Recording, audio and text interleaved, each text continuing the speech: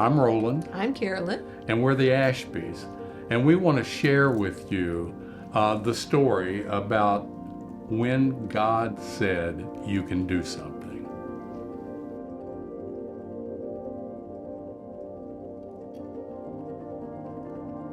36 years ago, 1988, Carolyn and I stepped out in faith at 44 years old and went to Reynosa, Mexico to learn Spanish. We felt like God was calling us to go to Mexico. And so during that time, we were required to cross the border so that we could hear Spanish spoken by Mexicans. And when we did, I saw a garbage dump community owned by the cartel where people, it was the lowest rung on the economic level in Mexico. And I saw people living under conditions I'd never seen before.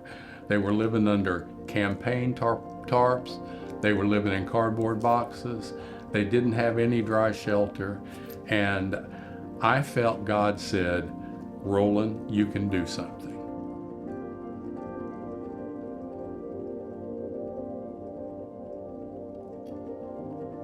This vision that we had just seen of the people living in these conditions before us had just broke our heart. But we had heard God's voice, and so we didn't know exactly what that meant, but we knew that we could obey and do the next step that He tells us. You know, when we saw this, for the prior 15 years, I'd been in the insurance business. And so I could communicate with pastors and share an intangible.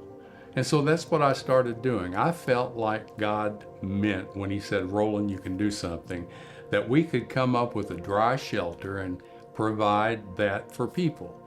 And so I went to pastors and I asked them to just come and see what I've seen and see what God does.